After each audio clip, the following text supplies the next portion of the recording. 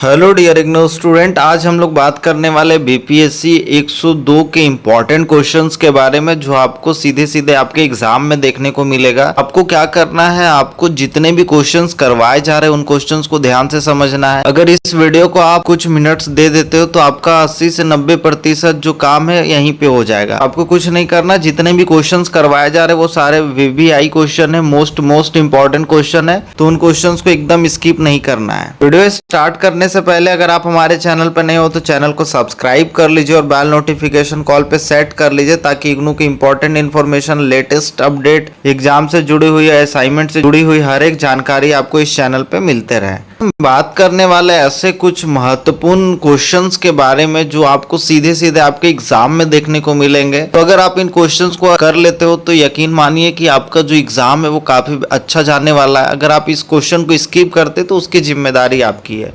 सबसे पहला क्वेश्चन है कि भारत के संविधान के दार्शनिक आधारों की व्याख्या कीजिए। तो भारतीय संविधान केवल शासन चलाने का कानूनी दस्तावेज नहीं है, बल्कि यह भारत के लोकतांत्रिक, सामाजिक और नैतिक आदर्शों का प्रतिबिंब भी है। संविधान के दार्शनिक आधार वो मूल सिद्धांत है जिन पर भारतीय लोकतंत्र की नींव रखी गई है। इन सिद्धांतों का मुख्य स्रोत संविधान की प्रस्तावना, मौलिक अधिकार, राज्य के नीति निर्देशक तत्व तथा मौलिक कर्तव्य है। इसका मतलब ये है कि भारत के संविधान का दार्शनिक आधार क्या है, तो यह वह सोच और मूल्य है जिन पर पूरा संविधान बना। ये सभी बातें संविधान की प्रस्तावना, जिसको प्रियम्बल बोलते हैं इंग्लिश में, उसमें लिखी गई है। प्रस्तावना को संविधान की आत्मा कहा जाता है। इसमें आपको अलग अलग चीज़ों को समझना होगा, अलग अलग आधार को समझना होगा। सबसे पहला है लोकतंत्र। लोकतंत्र क्या होता है? तो लोकतंत्र का अर्थ होता है कि जनता का, जनता के द्वारा और जनता के लिए शासन। मैं अगर एक आसान शब्दों में समझाऊं तो देश का असली मालिक कौन है? क्या देश का मालिक जो है हमारे एमएलए, एमपी ये सब है क्या? नहीं। देश का जो असली मालिक है, ऐसे मान के चलो, वो जनता होती है। जनता जो है अपने प्रतिनिधियों को, जैसे उनके एमएलए हो गए, एमपी हो गए और भी काफ़ी सारे लोग होते हैं, उनको वोट देकर चुनते हैं और वही सरकार चलाते हैं। तो लोकतंत्र का अर्थ क्या है कि शासन की अंतिम शक्ति किसके हाथ में होती है? जनता के हाथ में होती है। अंतिम शक्ति जनता में निहित होती है। भारत में जनता अपने प्रतिनिधियों का चुनाव सार्वभौमिक वैश्विक मताधिकार के आधार पर करती है। लोकतंत्र नागरिकों को समान राजनीतिक अधिकार प्रदान करता है। मतलब भारत में हर 18 वर्ष या उससे अधिक आयु का नागरिक वोट दे सकता है। जनता सरकार बदल भी सकती है, तो ये चीज़ ध्यान रखना। लोकतंत्र का मतलब क्या हुआ? वोट प्लस जनता की शक्ति। मतलब कि यहाँ पे आपको जनता, अंतिम जो शासन है वो आपको जनता देखने को मिलेगी। उसके बाद दूसरा है संप्रभुता, सॉवरेनिटी। संविधान भारत को पूर्ण संप्रभु राष्ट्र घोषित करता है और इसका अर्थ है कि भारत किसी भी विदेशी शक्ति के अधीन नहीं और अपने आंतरिक एवं बाहरी मामलों में स्वतंत्र रूप से निर्णय लेने का अधिकार रखता है। मतलब भारत अपने सभी फैसले स्वयं लेता है। कोई दूसरा देश भारत पर शासन नहीं कर सकता। जैसे कि भारत अपनी विदेश नीति बनाता है, कानून और रक्षा से जुड़े निर्णय वो कौन करेगा? वो भारत करेगा। क्यों करेगा? क्योंकि भारत एक संप्रभुता वाला देश है। भारत एक संप्रभु है। संप्रभुता का मतलब होता है कि जो अपने फैसले खुद लेता है, उसको संप्रभुता कहते हैं। तीसरा है समाजवाद। 40वें संविधान संशोधन जो 1976 को किया गया था, उसके द्वारा प्रस्तावना में समाजवादी शब्द को जोड़ा गया। ये चीज़ ध्यान रखना है कि ये समाजवाद जो, जब हमारा कॉन्स्टिट्यूशन, हमारा संविधान बन रहा था तो उस टाइम पे ये चीज़ें नहीं थी। इसको बाद में जोड़ा गया और 42वें संविधान संशोधन के द्वारा जोड़ा गया है। इसका उद्देश्य सामाजिक और आर्थिक असमानताओं को कम करना है तथा प्रत्येक नागरिकों को समान अवसर उपलब्ध कराना है। समाजवाद का लक्ष्य सामाजिक न्याय, आर्थिक समानता और कल्याणकारी राज्य की स्थापना करना है। मतलब कि देश में अमीर और गरीब के बीच का अंतर कम हो और सभी लोगों को समान अवसर मिले। सरकार गरीब लोगों की सहायता करती है, जैसे मुफ्त शिक्षा देखने को मिलेगी, आयुष्मान भारत जैसे स्वास्थ्य योजनाएं आपको देखने को मिलेगा, राशन योजना देखने को मिलेगा, मनरेगा देखने को मिलेगा। समाजवाद का मतलब होता है, एक लाइन में आप समझो, और सबका साथ सबका विकास। उसके बाद 4th नंबर है यह धर्मनिरपेक्षता, जिसको सेकुलरिज्म भी कहा जाता है। भारत एक धर्मनिरपेक्ष राज्य है। इसका अर्थ है कि राज्य किसी विशेष धर्म का समर्थन नहीं करता तथा सभी धर्मों के साथ समान व्यवहार करता है। प्रत्येक नागरिक को अपनी पसंद का धर्म मानने, उसका पालन करने और प्रचार करने की स्वतंत्रता है। तो सरकार किसी एक धर्म का पक्ष नहीं ले सकती। सभी धर्मों को समान सम्मान देती है। भारत में हिंदू, मुस्लिम, सिख, ईसाई, बौद्ध, जैन आदि सभी को अपने धर्म का पालन करने की स्वतंत्रता है। इसका मतलब हुआ कि धर्मनिरपेक्षता का मतलब हुआ कि सभी धर्म क्या है, बराबर है। उसके बाद 5th नंबर ये है न्याय, जस्टिस। न्याय का मतलब क्या होता है? तो प्रस्तावना में सामाजिक, आर्थिक और राजनीतिक न्याय की व्यवस्था का उल्लेख किया गया है। सामाजिक न्याय का मतलब होता है कि जाति, धर्म, लिंग आदि के आधार पर भेदभाव समाप्त करना। आर्थिक न्याय संसाधनों का न्याय संगत वितरण तथा आर्थिक असमानताओं को कम करना। तीसरा है राजनीतिक न्याय, प्रत्येक नागरिक को राजनीतिक प्रक्रिया में समान भागीदारी का अवसर मिले। न्याय का मतलब है कि हर व्यक्ति के साथ सही और निष्पक्ष व्यवहार हो। संविधान 3 प्रकार का हमें न्याय देता है, सामाजिक न्याय, आर्थिक न्याय और राजनीतिक न्याय। एग्जाम्पल से मैं समझाऊं तो जैसे आरक्षण, समान मतदान का अधिकार, ये सब चीजें। तो न्याय का मतलब क्या हुआ कि सबके साथ निष्पक्ष व्यवहार करना। उसके जाति, लिंग, वो किस धर्म का है, किस लिंग का है, इसके आधार पर भेदभाव नहीं किया करना है। उसके बाद है स्वतंत्रता, लिबर्टी। संविधान प्रत्येक नागरिक को विचार, अभिव्यक्ति, विश्वास, धर्म और उपासना की स्वतंत्रता प्रदान करता है। ये स्वतंत्रताएं मुख्यतः मौलिक अधिकारों के माध्यम से सुरक्षित की जाती है। मतलब हर व्यक्ति को सोचने, बोलने, लिखने, घूमने और अपने धर्म को मानने की आज़ादी है। अभिव्यक्ति की स्वतंत्रता है, धर्म की स्वतंत्रता है, कहीं भी रहने की स्वतंत्रता है। मतलब स्वतंत्रता का मतलब आप एक लाइन में समझो कि अपनी पसंद से जीने की आज़ादी, कानून की, लेकिन एक चीज़ ध्यान रखना कि कानून के दायरे में ही। उसके बाद है समानता, इक्वालिटी। समानता का मतलब क्या है? तो समानता भारतीय संविधान का प्रमुख आधार है। संविधान कानून के समक्ष समानता तथा समान अवसर की गारंटी देता है। जाति, धर्म, लिंग, जन्म स्थान आदि के आधार पर भेदभाव को निषिद्ध किया गया है। मतलब सभी नागरिक कानून की नज़र में बराबर है। किसी के साथ जाति, धर्म, लिंग या धन के आधार पर भेदभाव नहीं होगा। जैसे कि सरकारी नौकरी में सभी को समान अवसर मिलता है। समानता का मतलब ही होता है कि सब बराबर है। उसके बाद है बंधुत्व, फ्रेटर्निटी। बंधुत्व का उद्देश्य सभी नागरिकों में राष्ट्रीय एकता, अखंडता तथा पारस्परिक सम्मान की भावना विकसित करना। यह सामाजिक सद्भाव और राष्ट्रीय एकीकरण को मजबूत करता है। मतलब कि देश के सभी लोग भाई बहन की तरह मिलकर रहें और एक दूसरे का सम्मान करें। किसी आपदा के समय सभी लोग मिलकर एक दूसरे की मदद करते हैं। तो बंधुत्व का मतलब प्रेम और भाईचारा ही आपको देखने को मिलेगा। यहाँ तक अगर आपको वीडियो पसंद आ रहा हो तो वीडियो को लाइक करें, चैनल पर नए हो तो चैनल को मस्ट सब्सक्राइब कर ले, क्योंकि काफ़ी सारे स्टूडेंट वीडियोस देखते पर सब्सक्राइब नहीं करते। तो सब्सक्राइब आप लोग जरूर कर लीजिए, ताकि जितने भी इंपॉर्टेंट लेक्चर्स होते हैं, फ्री नोट्स होते हैं, वो सारा कुछ आपको मिल सके। उसके बाद है गणराज्य, रिपब्लिक। गणराज्य का मतलब क्या होता है? तो भारत एक गणराज्य है, अर्थात राज्य का प्रमुख राष्ट्रपति जनता द्वारा अप्रत्यक्ष रूप से निर्वाचित होता है। जैसा आपको पता होना चाहिए कि राष्ट्रपति का जो चुनाव होता है ये अप्रत्यक्ष रूप से होता है। अप्रत्यक्ष का मतलब होता है जिसमें जनता का रोल ना हो। प्रत्यक्ष रूप उसको बोलते हैं जिसमें कि जनता चुनती हो सरकार को, लेकिन राष्ट्रपति में MP MLA आपको देखेंगे कि चुनते हुए। ये वंशानुगत शासक होता है या लोकतांत्रिक शासन व्यवस्था के सुदृढ़ बनाता है। मतलब देश का राष्ट्रपति जनता द्वारा चुने गए प्रतिनिधियों के माध्यम से चुना जाता है। कोई राजा या रानी नहीं हो सकती। भारत के राष्ट्रपति का चुनाव निर्वाचित प्रतिनिधि करते हैं। इसमें एक चीज़ ध्यान रखिए कि गणराज्य का मतलब होता है कि यहाँ पे राजतंत्र नहीं देखने को मिलेगा। यहाँ पे आपको राष्ट्रपति वैसे देखने को मिलेगा जो कि इलेक्टेड हो, जो कि चुन के आए। उसके बाद एक कल्याणकारी राज्य, वेलफेयर स्टेट। भारतीय संविधान राज्य को ऐसा शासन स्थापित करने का निर्देश देता है जो जनता के सामाजिक, आर्थिक और शैक्षिक विकास के लिए कार्य करे। राज्य के नीति निर्देशक तत्व तो इसी उद्देश्य को पूरा करने का मार्गदर्शन करते हैं। कल्याणकारी राज्य का क्या मतलब हुआ कि सरकार का उद्देश्य केवल शासन करना नहीं है, बल्कि जनता का विकास और कल्याण करना भी है। जैसे आपको मुफ्त शिक्षाएं देखने को मिलेगी, स्वास्थ्य सेवाएं, पेंशन, राशन, रोजगार योजनाएं। तो ये कल्याणकारी राज्य का उदाहरण है। मतलब इसका मतलब होता है कि जनता की भलाई करने वाली सरकार, कल्याणकारी। निष्कर्ष आपको क्या समझ में आया कि भारतीय संविधान केवल कानूनों का संग्रह नहीं है, बल्कि यह भारत के आदर्शों और मूल्यों का दस्तावेज। इसमें लोकतंत्र, संप्रभुता, समाजवाद, धर्मनिरपेक्षता, न्याय, स्वतंत्रता, समानता, बंधुत्व, गणराज्य और कल्याणकारी राज्य जैसे सिद्धांत शामिल है। इन सिद्धांतों का उद्देश्य एक न्यायपूर्ण, समान, स्वतंत्र और मजबूत भारत का निर्माण करना है। तो उम्मीद कर रहा हूँ कि यहाँ तक आपको समझ आ रहा है। अगर आपको असाइनमेंट, गेस पेपर कुछ भी परचेज करना हो तो आपको स्क्रीन पे नंबर दिख रहा होगा, आप हमारे टीम से व्हाट्सएप में कांटेक्ट करके परचेज कर सकते हो।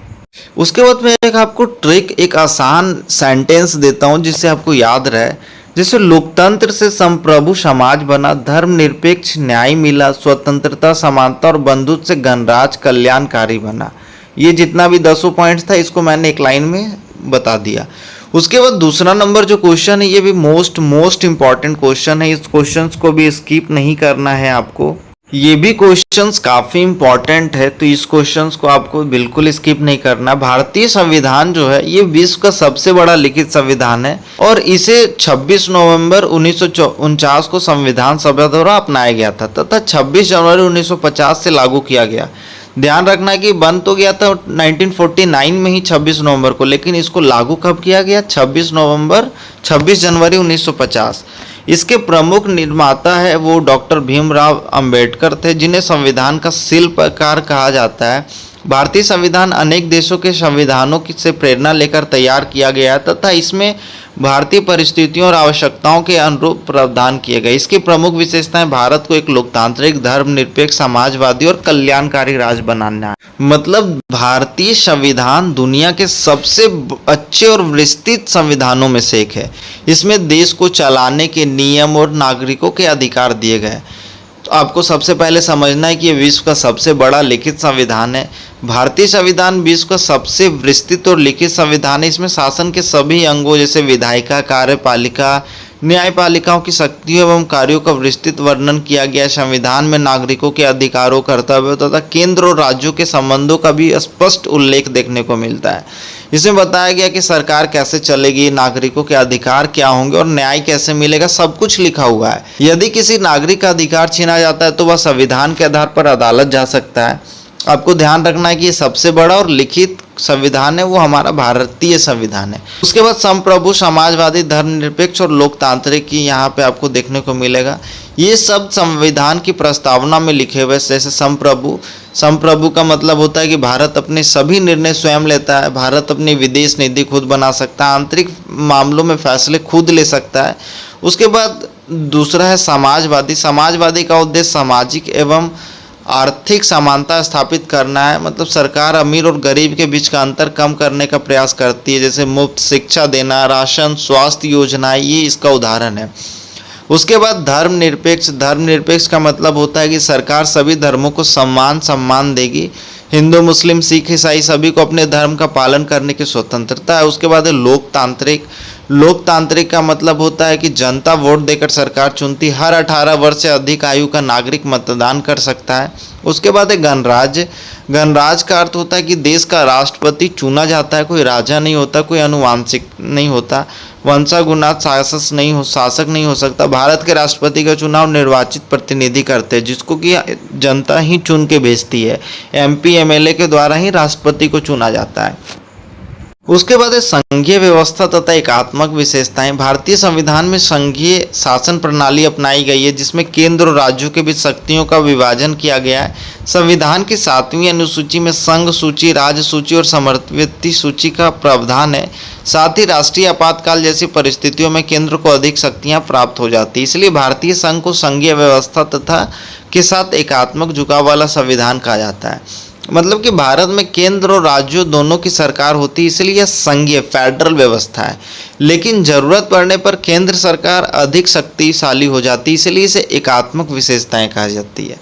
जैसे राष्ट्रीय आपातकाल के समय केंद्र सरकार के अधिकार जो है वो बढ़ जाते हैं, तो ये चीज़ आपको ध्यान रखना है। उसके बाद है संसदीय शासन प्रणाली। भारत ने ब्रिटेन की संसदीय प्रणाली को अपनाया। इस व्यवस्था में राष्ट्रपति संवैधानिक प्रमुख होता है, क्योंकि ब्रिटेन में आपको देखने को मिलेगा कि वहाँ के जो राष्ट्रपति होते हैं वो आपको वंशानुगत देखने को मिलते हैं, मतलब राजा का बेटा राजा। लेकिन भारत में ये चीज़ नहीं है। भारत में जो राष्ट्रपति है वो संवैधानिक प्रमुख होता है। भारत राष्ट्रपति को अप्रत्यक्ष रूप से चुना जाता है। तो ये चीज़ आपको ध्यान रखना, मतलब कि हम लोग ब्रिटेन से तो संसदीय प्रणाली को अपनाए, लेकिन इसमें राष्ट्रपति का जो है प्रावधान बिल्कुल अलग देखने को मिलता है। जबकि वास्तविक कार्यपालिका प्रधानमंत्री एवं मंत्रिपरिषद होती है। मंत्रिपरिषद लोकसभा के प्रति सामूहिक रूप से उत्तरदायी होती है। यह प्रणाली उत्तरदायी एवं लोकतांत्रिक शासन सुनिश्चित करती है। भारत में जनता जो है वो सांसद चुनती है, सांसद बहुमत वाली पार्टी की सरकार बनती है। राष्ट्रपति देश के संवैधानिक प्रमुख होते हैं, जबकि प्रधानमंत्री सरकार चलाते हैं। लोकसभा चुनाव के बाद बहुमत वाली पार्टी सरकार बनाती है। उसके बाद है मौलिक अधिकार में बताया गया कि संविधान नागरिकों को 6 प्रमुख मौलिक अधिकार प्रदान करती है, जिसमें समानता का अधिकार, स्वतंत्रता का अधिकार, शोषण के विरुद्ध का अधिकार, धार्मिक स्वतंत्रता का अधिकार, सांस्कृतिक एवं शैक्षिक अधिकार तथा संवैधानिक उपचार का अधिकार शामिल है। ये अधिकार नागरिकों की स्वतंत्रता एवं गरिमा की रक्षा करती है। तो ये चीज़ आपको ध्यान रखना, यदि किसी के साथ जाति के आधार पर भेदभाव होता है तो वह अदालत जा सकता है। ये मौलिक अधिकार आपको संरक्षण देता है। उसके बाद है राज्य के नीति निर्देशक तत्व। ये सरकार को बताते हैं कि देश का विकास कैसे करना है। इनको अदालत में लागू नहीं करा जा सकता, लेकिन सरकार इन्हें लागू करने का प्रयास करती है, जैसे मुफ्त शिक्षा, स्वास्थ्य सेवाएं, रोजगार बढ़ाना। उसके बाद है मौलिक कर्तव्य। मौलिक कर्तव्य ये 42वें संविधान संशोधन 1976 द्वारा नागरिकों के लिए मौलिक कर्तव्य को जोड़ा गया है। इनका उद्देश्य नागरिकों में संविधान के प्रति सम्मान, राष्ट्रीय एकता, पर्यावरण संरक्षण, वैज्ञानिक दृष्टिकोण तथा सार्वजनिक संपत्ति की रक्षा जैसी जिम्मेदारियों का विकास करना है। जैसे नागरिकों के अधिकार है, वैसे ही उनके कुछ कर्तव्य भी है, जैसे संविधान का सम्मान करना, राष्ट्रीय ध्वज का सम्मान करना, पर्यावरण की रक्षा करना, देश की एकता बनाए रखना। तो ये चीज़ें। उसके बाद स्वतंत्रता एवं निष्पक्ष न्यायपालिका। भारतीय संविधान न्यायपालिका की स्वतंत्रता सुनिश्चित करता है। सर्वोच्च न्यायालय संविधान का संरक्षक है तथा उसे न्यायिक पुनर्लोकन जुडिशियल रिव्यू का अधिकार प्राप्त है। न्यायपालिका नागरिकों के मौलिक अधिकारों की रक्षा करती है तथा संविधान की सर्वोच्चता बनाए रखती है। भारत की अदालतें सरकार के दबाव में नहीं रहती, वो स्वतंत्र होकर न्याय देती है। यदि सरकार कोई गलत कानून बना दे तो सर्वोच्च न्यायालय उसे रद्द कर सकता है। इसी का मतलब होता है स्वतंत्र एवं निष्पक्ष न्यायपालिका। उसके बाद एकल नागरिकता, सिंगल सिटीजनशिप। भारत में केवल एक ही नागरिकता होती है, जैसे भारतीय नागरिकता। आप ऐसा नहीं है कि आप हमारे यहाँ पे आपको 28 राज्य देखने को मिलेगा, तो ऐसा नहीं कि आप गोवा का एक अलग नागरिक बन जाओ, आप सिक्किम का एक अलग नागरिक बन जाओ, दिल्ली, यूपी, बिहार, ऐसा नहीं होता। हम पहले भारतीय है। तो भारत में क्या है, एकल नागरिकता है, सिंगल सिटीजनशिप है। अलग अलग राज्यों की अलग अलग नागरिकता नहीं होती यहाँ। जैसे मैंने बताया कि बिहार का व्यक्ति महाराष्ट्र में भी समान रूप से भारतीय नागरिक ही माना जाएगा। वो ये नहीं कहा जाएगा कि नहीं ये बिहार से है तो बिहार की अलग नागरिकता है। तो एकल नागरिकता ये होती है। उसके बाद है सार्वभौमिक वैश्विक। इसका मतलब होता है कि भारतीय संविधान प्रत्येक 18 वर्ष या उससे अधिक आयु के नागरिक को बिना किसी भेदभाव के मतदान का अधिकार प्रदान करता है। इससे प्रत्येक नागरिक को लोकतांत्रिक प्रक्रिया में भाग लेने का समान अवसर मिलता है। मतलब कि जो 18 वर्ष या उससे अधिक आयु का हर भारतीय नागरिक वोट दे सकता है। जाति, धर्म, अमीरी, गरीबी के आधार पर कोई भेदभाव नहीं करना घोषता है इसमें। एक किसान, एक शिक्षक और एक व्यापारी, तीनों के वोट का मूल्य समान होता है। उसके बाद है स्वतंत्र निर्वाचन आयोग। भारत में चुनाव कराने की जिम्मेदारी निर्वाचन आयोग की होती है। यह स्वतंत्र संस्था होती है और निष्पक्ष चुनाव कराने का काम करती है। जैसे लोकसभा और विधानसभा चुनाव निष्पक्ष रूप से हो, ये चीज़ ये तय करती है। उसके बाद है संविधान की लचीली एवं कठोर प्रक्रिया। भारतीय संविधान ना तो पूरी तरह कठोर है और ना ही पूरी तरह लचीला है। कुछ संशोधन संसद के साधारण बहुमत से हो जाते हैं, जबकि कुछ के लिए विशेष बहुमत और कई मामलों में राज्यों की मंजूरी भी जरूरी होती है। जैसे कुछ संवैधानिक संशोधनों के लिए संसद के साथ साथ आधे से अधिक राज्यों की स्वीकृति भी आवश्यक होती है। तो ये चीज़ आपको ध्यान रखना कि भारत का जो संविधान है यह ना तो पूरी तरह कठोर है और ना ही पूरी तरीके से लचीला है। तो इसका निष्कर्ष क्या निकला? भारतीय संविधान लोकतंत्र, समानता, न्याय और स्वतंत्रता पर आधारित है। इसकी विशेषताएं इसे दुनिया के सबसे सफल संविधानों में शामिल करता है। यह नागरिकों को अधिकार देता है, कर्तव्यों की याद दिलाता है और सरकार को जनता के कल्याण के लिए काम करने की दिशा दिखाता है। इसी कारण भारतीय संविधान को भारत के लोकतंत्र की रीढ़ कहा जाता है। उसके बाद तीसरा नंबर क्वेश्चन है, ये मोस्ट इंपॉर्टेंट क्वेश्चन है। उससे पहले अगर आपको वीडियो पसंद आ रहा हो तो वीडियो को लाइक करें, चैनल पर नए हो तो चैनल को सब्सक्राइब करें और ज़्यादा से ज़्यादा अपने दोस्तों के साथ शेयर करें ताकि उनको भी इनका लाभ मिल सके। ये जो क्वेश्चन दिख रहा है ये एक मोस्ट इम्पॉर्टेंट क्वेश्चन है। इस क्वेश्चन को एकदम स्किप नहीं करना है, ये आपके नॉलेज के लिए भी बहुत ही ज़रूरी है। तो आपको समझना है कि मौलिक अधिकार जो भारतीय संविधान का सबसे महत्वपूर्ण भाग है, इन्हें संविधान के भाग 3 और अनुच्छेद 12 से 35 में शामिल किया गया है। इन अधिकारों का उद्देश्य प्रत्येक नागरिक की स्वतंत्रता, समानता, गरिमा तथा न्याय की रक्षा करना है। संविधान निर्माता डॉक्टर भीमराव अम्बेडकर ने अनुच्छेद 32 को संविधान की आत्मा और हृदय कहा था, क्योंकि इसके माध्यम से नागरिक अपने मौलिक अधिकारों के संरक्षण हेतु सीधे सर्वोच्च न्यायालय की शरण ले सकते हैं। मौलिक अधिकार लोकतांत्रिक शासन व्यवस्था की सफलता तथा नागरिकों के समग्र विकास के लिए अत्यंत आवश्यक है। उसके बाद मौलिक अधिकार का अर्थ क्या होता है? तो मौलिक अधिकार वो अधिकार है जो प्रत्येक भारतीय नागरिक के जीवन, स्वतंत्रता, समानता और सम्मान की रक्षा करते हैं। ये अधिकार संविधान के भाग 3 में है, जो अनुच्छेद 12 से 35 में इसका उल्लेख देखने को मिलेगा। आसान भाषा में समझिए कि ऐसे अधिकार जिसके बिना व्यक्ति सम्मानपूर्वक जीवन नहीं जी सकता, उन्हें मौलिक अधिकार कहते हैं। यदि किसी व्यक्ति को केवल उसकी जाति के कारण नौकरी नहीं दी जाती तो वह अदालत में जाकर न्याय प्राप्त कर सकता है। उसके बाद है भारतीय संविधान में मौलिक अधिकार। सबसे पहला है समानता का अधिकार, जो अनुच्छेद 14 से 18 तक देखने को मिलता है। इसका अर्थ है कि सभी नागरिक कानून की नज़र में बराबर है। किसी के साथ धर्म, जाति, लिंग, जन्म स्थान या भाषा के आधार पर भेदभाव नहीं किया जा सकता। इसके अंतर्गत सार्वजनिक रोजगार में समान अवसर, अस्पृश्यता का उन्मूलन तथा उपाधियों की समाप्ति का भी प्रावधान देखने को मिला है। सरकारी नौकरी में सभी योग्य लोगों को समान अवसर मिलती है। तो समानता का मतलब है सब बराबर है यहाँ पे।